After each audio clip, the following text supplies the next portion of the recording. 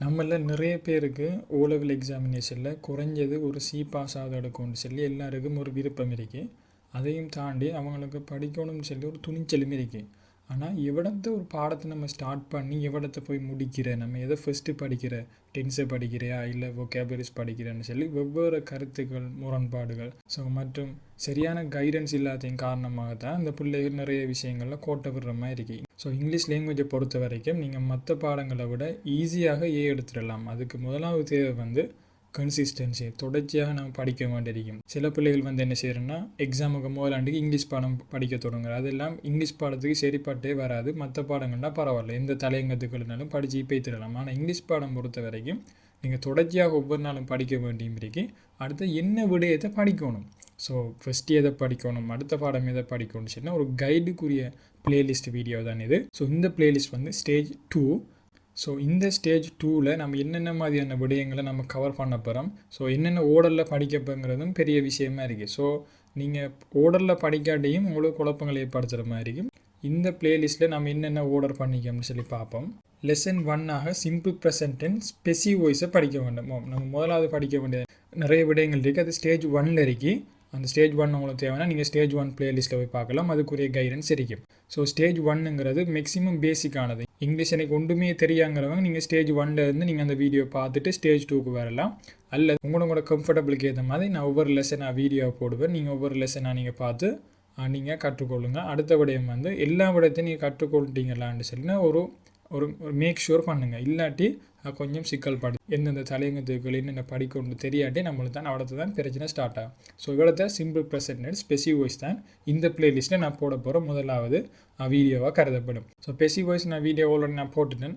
அந்த வீடியோ பார்த்து போகிற உங்களுக்கு ஸ்பெசிஃபிக் வாய்ஸில் எந்த விதமான சந்தேகமும் வராது. ஸ்பெசிஃபிக் வாய்ஸை பார்த்தீங்கன்னா top to to full video, specific வாய்ஸை பார்த்தீங்கன்னா எந்த டவுட்டும் வராத மேக்ஸிமம் கிளியர் பண்ண வீடியோ தானே. அந்த வீடியோ நான் கார்டில் நான் போடுறேன், நான் மேலுக்கு கீழே டிஸ்கிரிப்ஷன்லேயும் போடுறேன். நீங்கள் அதை பார்த்து கற்றுக்கொள்ளுங்கள். ஸ்பெசிஃபிக் வாய்ஸ் வீடியோ திரும்ப பாருங்கள், உங்களுக்கு பிரயோஜனமானதாக அமையும். அடுத்து இந்த லெசன் 2 என்ன வகை அமைய போகிறோம்னா simple past tense active and passive வாய்ஸை பார்க்க போகிறோம். சிம்பிள் பாஸ்ட் டென்ஸில் ஆக்டிவ் வாய்ஸும் காணப்படுது, பேசிவ் வாய்ஸும் காணப்படுது. அப்போ ஆக்டிவ் வாய்ஸை நம்ம எப்படி வசனங்களில் கொண்டு மதிக்கிற, பேசிவ் வாய்ஸை நம்ம எப்படி வசனங்களில் மதிக்கிற, ஆக்டிவ் வாய்ஸில் காணப்படுற சென்டென்ஸை பேசிவ் வாய்ஸுக்கு எப்படி மாற்றுறேன்னு சொல்லி தமிழ் அர்த்தங்களை நம்ம சரியான டிரான்ஸ்லேஷனோடையும் படிக்க போகிறோம். நீங்கள் இந்த பிளேலிஸ்ட்டில் இருக்கிற வீடியோஸ் எல்லாம் பார்த்தீங்கன்னா நீங்கள் மைண்டில் பொப்பாகிற தமிழால் விளங்குற விடயங்கள் எல்லாத்தையும் இங்கிலீஷால் ட்ரான்ஸ்லேட் பண்ணுற அளவுக்கு இந்த வீடியோஸ் உங்களுக்கு ஃபுல்லாக ஹெல்ப் பண்ண போகுது. ஓலெவல் படிக்கிற பிள்ளைகளுக்கு மிகவும் ஹெல்ப்ஃபுல்லான வீடியோ உங்கள் ஃப்ரெண்ட்ஸ் பாருங்க, நீங்கள் ஷேர் பண்ணுங்கள். அடுத்த லெசன் 3 என்ன இருக்கும்போது சிம்பிள் ஃபியூச்சரும் அடுத்து ஆக்டிவ் அண்ட் சிம்பிள் ஃபியூச்சரும் அதில் ஆக்டிவ் அண்ட் பேசிவ் வாய்ஸ் தான் நம்ம இந்த லெசன் 3ல் கருதுவோம். லெசன் 3 வீடியோ ஒன்று போடுவேன். அதில் சிம்பிள் ஃபியூச்சரும் அதில் சிம்பிள் ஃபியூச்சருக்கு ஒரு ஆக்டிவ் அண்ட் பேசிவ் வாய்ஸை பார்த்தீங்கன்னா ஃபுல் எக்ஸ்ப்ளனேஷன் இருக்க போகுது. லெசன் 4 பாஸ்ட் கண்டினியூஸ் டென்ஸ் பார்க்க வேண்டும். ஓர்டருங்கிறது நம்மளுக்கு கட்டாயம் தெரிஞ்சிருக்கணும். சிம்பிள் ப்ரெசென்ட் போகிற சிம்பிள் பாஸ்ட்டை படித்தவங்களுக்கு ஈஸியாக இருக்கும், அது போகிற சிம்பிள் ஃபியூச்சரை படித்தவங்களுக்கு ஈஸியாக இருக்கும். பாஸ்ட் கண்டினியூஸ் டென்ஸில் ஆக்டிவ் வாய்ஸை பற்றி மட்டும்தான் இந்த எல்லா அடுத்த டென்ஸ் எல்லாத்தையும் படிச்சுட்டு அதுக்குரிய ஆக்டிவ் வாய்ஸையும் எல்லாத்தையும் படிச்சுட்டு அதுக்குரிய பேசிவ் வாய்ஸ் எல்லாத்தையும் படிச்சிங்கன்னா உங்களுக்கு குழப்பங்கள் ஏற்படுத்தும். அப்போ அதனால் நம்ம இந்த மாதிரியான இலகுவான விடயங்களை படிச்சுக்க ஒரு ஸ்டேஜ் வைஸை தான் போகணும். அந்த மாதிரியான கைடன்ஸ் உங்களுக்கு இருந்தால் தான் நீங்கள் ஈஸியாக ஓலெவலில் எக்ஸாமில் கூட மார்க்ஸ் எடுக்கலாம். தவறு எல்லா ஆக்டிவ் வாய்ஸையும் படிச்சுட்டு எல்லா பேசிவ் வாய்ஸையும் படிச்சுட்டு டென்ஸில் காணப்படுற 12 ஆக்டிவ் வாய்ஸையும் மட்டும் பேசிவ் வாய்ஸை நீங்கள் படிச்சிட்டிங்கன்னா அது பிறகு நீங்கள் உங்களுக்கு எல்லாம் விளங்கிடும். ஆனால் நீங்கள் வசனம் அமைக்கும் போதும் இல்லாட்டி வசனத்தை அண்டர்ஸ்டாண்ட் பண்ணும்போதும் திருப்பி குழப்பமாக இருக்கும். அப்படி குழப்பம் வந்தாக்கள் நீங்கன்னா கீழே கமெண்ட்டில் அதை நீங்கள் தெரிவிங்க. ஃபியூச்சர் கண்டினியூஸ் டென்ஸில் ஆக்டிவ் வாய்ஸை நம்ம இந்த ஸ்டேஜ் 2ல் பார்ப்போம். லெசன் 5ங்கிற வீடியோவில் நான் போடுவேன். அடுத்தது ப்ரெசன்ட் பர்ஃபெக்ட் டென்ஸ். ப்ரெசென்ட் பர்ஃபெக்ட்டை நம்ம ஆக்டிவ் வாய்ஸில் தான் பார்க்க போகிறோம். பாஸ்ட் பர்ஃபெக்ட் டென்ஸையும் நம்ம ஆக்டிவ் வாய்ஸில் பார்க்க போகிறோம். ஃபியூச்சர் பர்ஃபெக்ட் டென்ஸையும் ஆக்டிவ் வாய்ஸில் நம்ம பார்க்க போகிறோம். அடுத்த விடயம் கலெக்டிவ் நான் உங்களுக்கு தெரியும். அதை பற்றின ஃபுல் வீடியோ நான் அந்த லெசன் 9ல் அப்லோட் பண்ணுவேன்.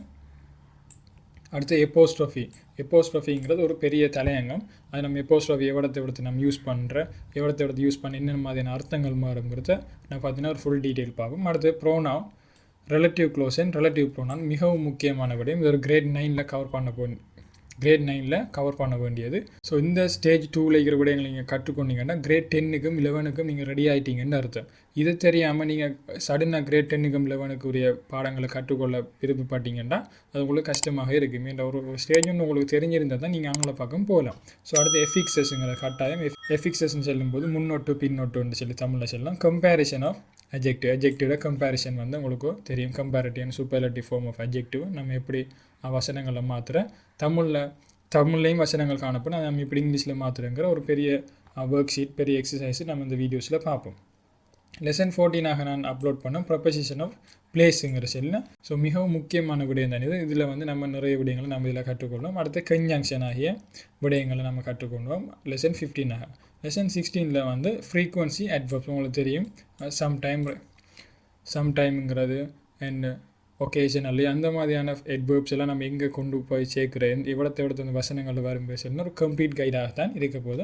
அடுத்த லெசன் 17 வந்து மொடல் வேர்ப்ஸ். உங்களுக்கு தெரியும் ஷெல் ஷுட்டுக்குரிய வித்தியாசங்கள் என்ன, அல்லது மைட்டுக்குரிய வித்தியாசங்கள் என்னன்னு சொல்லி உங்களுக்கு தெரியாமல் இருக்கும். ஸோ அதை பற்றின கைட் தான் லெசன் 17 நான் அதை அப்லோட் பண்ணுவேன். சென்டென்ஸ் ஸ்ட்ரக்சர் மிகவும் முக்கியமானது உண்டு. வசனம் நீங்கள் வசனம் ஒன்று எழுத போகிறீங்கன்னா அல்லது ஒரு வசனம் எழுதப்பட்ட வசனம் வந்து ஒரு ஸ்ட்ரக்சர் படி தான் இருக்கும், ஒரு முறைப்படி தான் இருக்கும். இப்போ நீங்கள் அந்த முறையை நீங்கள் வழங்கி கொண்டீங்கன்னா நீங்கள் எழுதும்போதும் அதே முறையை பின்பற்றும் பட்சத்தில் நீங்கள் அந்த சென்டென்ஸில் ஸ்ட்ரக்சர் எழுதிடுவீங்க.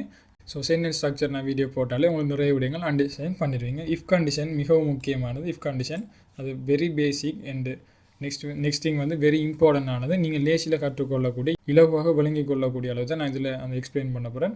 அதில் வந்து எப்படின்னா தமிழில் வரைக்கும் நம்ம அதை இங்கிலீஷில் ட்ரான்ஸ்லேட் பண்ணுற மாதிரி இங்கிலீஷில் இருக்கிற வசனங்களை தமிழில் எப்படி ட்ரான்ஸ்லேட் பண்ணுறாங்க சரியான அண்டர்ஸ்டாண்டிங் உங்கள்கிட்ட இருந்தால் தான் நீங்கள் போவீங்க. ஸோ நீங்கள் லெசன் 1 லெசன் 2ன்னு சொல்லி ஒரு ஓர்டராக படிச்சுக்கு வரும்போது தான் இது உங்களுக்கு ஈஸியாக இருக்குது. ஏன்னா அப்படி தான் நான் இந்த புக்கை நான் உங்களுக்கு அரேஞ்ச் பண்ணி தந்துருக்கேன். அடுத்தது தான் வந்து நம்ம ரிப்போர்ட்டட் ஸ்பீச்சுக்கு போகணும்.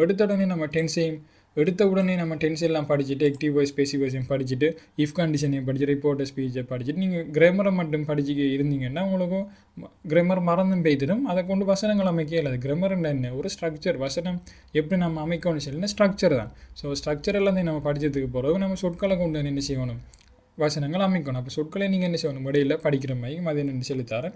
லெசன் 21 தான் நான் ப்ரெசன்ட் கண்டினியூஸ் டென்ஸ் ஸ்பெசிஃபிக் வாய்ஸை படிக்கும். ஏன் நம்ம விடத்தை படிக்கலைன்னா டென்ஸ் எல்லா நேரமும் நம்ம படிச்சுக்க போகவும் கூடாது. அது ஒரு ஓர்டர் படியாக இதுகளை படித்து தான் நீங்கள் அடுத்த வழங்கிக் கொள்வீங்கிற ஒரு ஓர்டர் படியாக நான் நீங்களாம் வந்துடுங்க.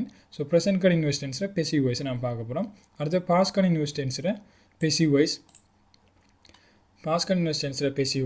ப்ரெசன்ட் பெர்ஃபெக்ட் டென்ஸில் பெசிவஸ். இங்கே பாருங்கள், இங்கே ஆக்டிவையும் பெசிவும் சேர்த்து படிச்சிங்கன்னா உங்களுக்கு குழப்பம் ஏற்படுத்தும். அதனால் இதெல்லாம் படிச்சுட்டு ஒரு ரிலாக்ஸான டைம்களில் நம்ம இங்கே லெசன் 21 லெசன் 22 லெசன் 23 இந்த மாதிரியான பெசிவ் வாய்ஸ் நான் பார்ப்போம். லெசன் 24 பாஸ்ட் பர்ஃபெக்ட்டுக்குரிய பெசிவ் வாய்ஸ் ஆகும். லெசன் 25 ஃபியூச்சர் பர்ஃபெக்ட்டுக்குரிய பெசிவ் வாய்ஸையும் பார்ப்போம். நீங்கள் present perfect continuous tense, past perfect continuous tense, future perfect continuous tense இவ்வளவு துறை நீங்கள் டென்ஸ் ஆக்டிவ் வாய்ஸை நீங்கள் படிக்கிறதுக்கு இப்போ ஆவல் படவே வேண்டாம். அது கொஞ்சம் குழப்பம் தரக்கூடியது. அப்போ இப்போதைக்கு நீங்கள் உங்களுக்கு இங்கிலீஷை தெரியாண்டு செல்லும் பட்சத்தில் இந்த டென்ஸில் கடைசியாக இருக்கிற அந்த 3 டென்ஸையும் present perfect continuous tense, past perfect continuous tense, future perfect continuous tense அவ்வளவு டென்ஸும் உங்களுக்கு இல்லைன்னே நீங்கள் நினச்சிட்டு மிச்சம் நீங்கள் 9 டென்ஸையும் நீங்கள் என்ன செய்யுங்கன்னா படிச்சுட்டு அதிலேயே முக்கியமான ஆக்டிவ் அண்ட் பெசிவ் வாய்ஸையும் படிச்சுட்டு தான் நீங்கள் அதில் கிளியரானதுக்கு பிறகு மற்ற விடயங்களை எடுக்க போகணும். எடுத்த உடனே நீங்கள் எல்லா ஆக்டிவையும் எல்லா பெசிவையும் நீங்கள் படிச்சிங்கன்னா உங்களுக்கு நிச்சயமாக குழப்பத்தை ஏற்படுத்தும்.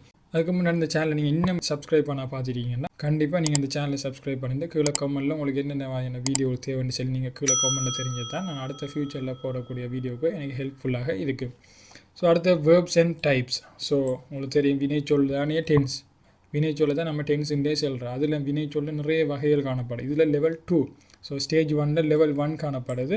அப்போ லெவல் 2 இங்கே வேர்ப்ஸ் டைப், இங்கே வினைச்சொற்களும் அதில் வகைகளும் எப்படி இருக்க போது, ஒரு வசனத்தில் எப்படியாப்பட்ட வினைச்சொல் வரும், அந்த வசனத்தில் வர வினைச்சொல் எப்படியாப்பட்ட அர்த்தங்களை தரப்போகுது, அது எப்படி காலத்தை மாற்ற போகுது, அது எப்படி டென்ஸை மாற்ற போகுதுன்னு சொன்னால் ஒரு ஃபுல் கைடாக தான் லெசன் 26 இருக்க போகுது. Lesson 27 preposition with open word classes. இது மிகவும் முக்கியமானது. நீங்கள் டெஸ்ட் 5, 11 அந்த மாதிரியான கொஷனுக்கெல்லாம் இந்த ப்ரப்போசிஷனை கொண்டு வசனம் அமைக்கும்போது, for example under the tree வருமா, சில அந்த மாதிரி கலோகேஷனை கொண்டு, அதாவது சில ப்ரப்போசிஷனில் சில வேர்ட் கிளாஸஸ் வந்து, அதாவது நவுன் வந்து சில ப்ரப்போசிஷனை கேட்கும், சில வேர்ப்ஸுக்கு வந்து ப்ரப்போசிஷன் இதான் தேவைன்னு சொல்லி கேட்கும். அது எந்த மாதிரியான வேர்ட், அது எந்த மாதிரியான சொற்கள், என்னென்ன மாதிரியான ப்ரப்போசிஷனை கேட்குங்கிற பார்த்தீங்கன்னா வீடியோவை நம்ம லெசன் 27 பார்ப்போம். அடுத்து vocabularies வந்து மிகவும் முக்கியமானது. நான் எங்கேருந்து எடுத்தேன்னா பாஸ் பேப்பர் எக்ஸாம் பாஸ் பேப்பர்ஸ்லேருந்து உங்களுடைய ஸ்கூல் புக்ஸ்லேருந்து நான் கலெக்ட் பண்ண vocabularies வந்து மிகவும் முக்கியமானது. இது நிறைய vocabularies நம்ம படித்தா தான் எக்ஸாமில் ஃபேஸ் பண்ணுறதுக்கு லேசாக இருக்கும். ஸோ நம்மளும் கிராமர் தான் எல்லா நேரம் படிச்சுக்கிட்டு இருந்தோம்னா vocabularies என்று சொல்கிற அந்த சொல் வளங்களுக்குரிய தமிழ் அர்த்தம் தெரியாட்டி உங்களால் வசனங்கள் அந்த கேள்வியை அண்டர்ஸ்டாண்ட் பண்ணவே இயலாது. மாறாக உங்களுக்கு கிராமரையும் தெரியாது, ஆனால் vocabularies வந்து உங்களுக்கு அதிகமாக தெரியும்னாலும் நீங்கள் உங்களால் எக்ஸாமை ஃபேஸ் பண்ண இயலும். அர்த்தம் தெரியுங்க பட்சத்தில் உங்களால் எக்ஸாம் ஃபேஸ் பண்ணுவீங்க. அடுத்து கமாண்ட்ஸ் என்று சொல்லினா ஏவல்களை நம்ம பார்ப்போம். இது லெசன் 3ல் ஸ்போக்கன் சென்டென்சஸ். நம்ம அன்றாடம் பயன்படுத்துகிற வசனங்களை நம்ம இந்த லெசன் 30லையும் லெசன் 31ல் irregular verb சொன்னா அடுத்த விடயத்தை நம்ம கட்டாயம் பார்ப்போம். இதான் நம்ம ஸ்டேஜ் 2ல் கவர் பண்ண வேண்டியது. இதெல்லாம் நீங்கள் படிச்சிட்டிங்கன்னா நீங்கள் ரெடி ஆகிடுவீங்க, எந்த விதமான பிரச்சனையும் இல்லை. அடுத்த வீடியோவில் அடுத்த லெசன் 1ல் நான் உங்களை சந்திக்கிறேன். ஸோ தேங்க்ஸ் ஃபார் வாட்சிங்.